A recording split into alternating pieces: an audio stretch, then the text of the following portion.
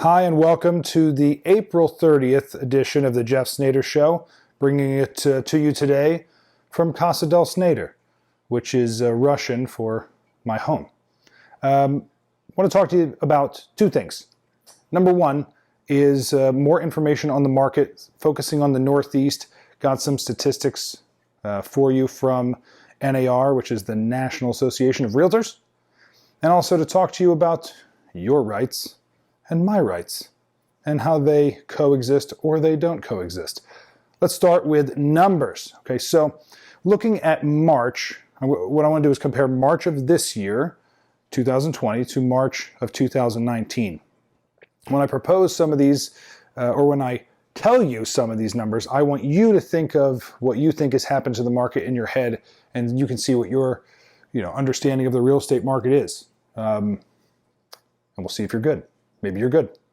Okay, March 2019 to March 2020, comparing those two Marches, did housing prices go up or down? We're talking about the Northeast region of the USA. Housing prices go up compared March to March, or did they go down? Answer is, they went up. March 2019, the median home price was $277,000. I think actually $277,500. And March 2020, it was $300,400, the median price. So housing prices were up. The median price was up. That could obviously be for many factors, and especially considering we're in some crazy times. But it's good to know that houses were selling for more when you're comparing the both Marches. Now, the question is, comparing March to March, were there more homes sold in March 2019 or more in March 2020? Which guess? I think everyone's going to get this one. It was down 11%. Obviously, closings are much more difficult now with social distancing orders and the fact that really real estate in Pennsylvania is closed. It's been limited in many states in the Northeast, so obviously pendings are down. The one stat that I want to give to you that I want you to think about, because I'm always looking out for my clients, I want you and everybody I know who's thinking about purchasing a home to be as well informed as possible. The stats I'm bringing to you are from the NAR website. Now we're talking about projections, which I care about a lot. I mean, I think, I remember I was in a great sales call one time, and the person I was with said, "Do you know what the only function of a sales manager is?" To which I replied, "To make sure people sell a lot of stuff." And he said, "No, it's to forecast. A great forecaster is a great sales manager." The more I thought about that, I mean, goes back 20 years. The more I learned, the more I realized he's right. The better you are at forecasting, the better business you run, the better financial life you run. It's an extreme power that most of us struggle with. I mean, it's obviously very difficult to forecast. So to put in your mind, looking at U.S. economic consumer confidence, its projections for 2020 say that consumer confidence will be down 30%. So that means you have 30% less confidence when you go to purchase something or of your current financial standing. In 2021, it only goes up a little bit. It's up to 27% projected. I want you to know those numbers because a lot of economic people don't think we're up for a quick snapback. So we need to be prepared for that. There's a lot of things you can do, obviously, to prepare for the situation.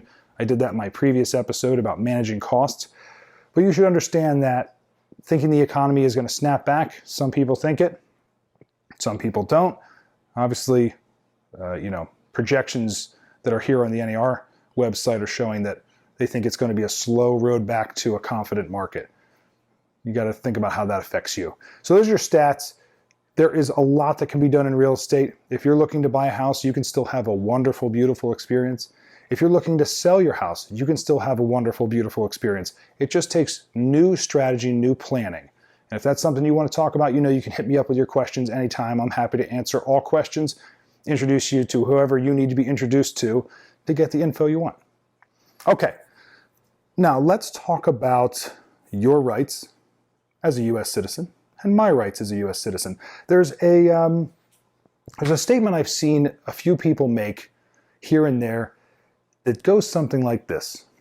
your rights end where my rights begin.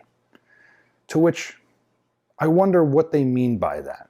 I wonder actually what they think that actually means, or what rights are. You know, thinking that my rights end where your rights begin, I think misses the whole understanding, the whole meaning of what rights are. Rights don't infringe on someone. Rights only give power to a person. It is true, though, that you do not have freedom from stuff in America. You don't have freedom from bullying. You know, it's not the right thing to do.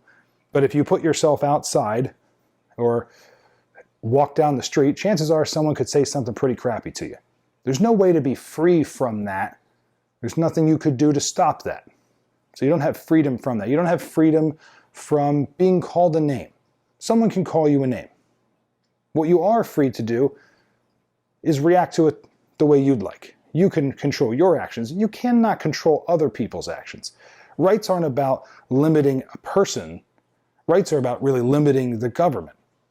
And so when the statement is made that your rights or my rights end where your rights begin, I think it's a massive misunderstanding of rights. You have the right to free speech. That doesn't end if you offend somebody. There is no one that can claim properly that they have a right to not hear your free speech.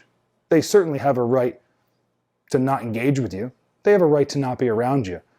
But their right to free speech doesn't overcome or overwhelm or negate your right to free speech. You have the right to practice whatever religion you like here. You don't have the right to stop someone from practicing a religion in this land. You have the right to a fair trial. No one has the right to deny that from you. You have the right to work. You're a free citizen. You're allowed to run your business. No one has the right to take that away from you for any reason, whether they are scared of a disease, scared of the effects of a disease, whether they feel that you are running a business that is unlawful. If it's not unlawful, they may feel that way, but the only way to actually do something about the business is actually prove that it's unlawful in some way, not because you feel something about that business. But I think this gets me to the point of where we're at today is we have been, or our rights have been wildly manipulated during this crisis. They have been taken away. People have told us where we can and can't go. People have forced us to shut down working. And people have done that in the name of other people's rights. And just because life gets hard doesn't mean that you can take away the rights. In fact, it is in the toughest times when you must hold to your principles strongest. Which is why I'll petition to you this. I don't see brilliance in black and white.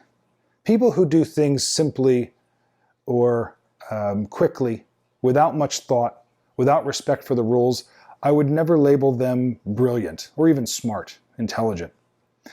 It is when you abide by the rules and still come up with a solution that you show true intelligence, true leadership, true brilliance. Rash decisions, poorly made, without much thought for the short-term outcome as well as the long-term outcome. That's not smart.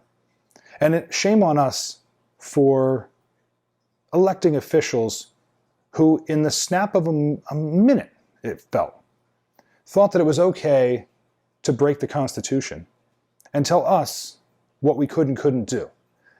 We need to start electing intelligence, brilliance, because it's not in the black and white, it's not in the easy decisions. Shut it all down, don't shut it all down. The real brilliance comes in the gray area. People who can find solutions while not violating the Bill of Rights, violating a person's freedom, and also looking out for the best interests of each citizen to protect them as best they can. That's brilliance. And right now we're in an extreme void of brilliance. And shame on us. Everyone from the president to governors who have failed us have done a poor job in that. And we need to hold them accountable. Because the question is, does it matter that they violated our rights just this one time. Is it really that big of a deal? It's always that big of a deal. There is no scenario in history where everything just went to heck with a government in one snap of a finger. It always took time. It always eroded. I want you to think about this. You have a house on a cliff, right? You're 30 feet away from the cliff. Then every year, a foot from erosion, from the wind, every year, a foot of that cliff erodes. So now it's 29 feet and 28 feet and 27 feet. It keeps eroding back towards your house. Sooner or later, your house is going to fall right off that cliff. When should you address the problem? When it's 30 feet away? When it's 3 feet away? Or when it's 3 feet under you? We all know the answer.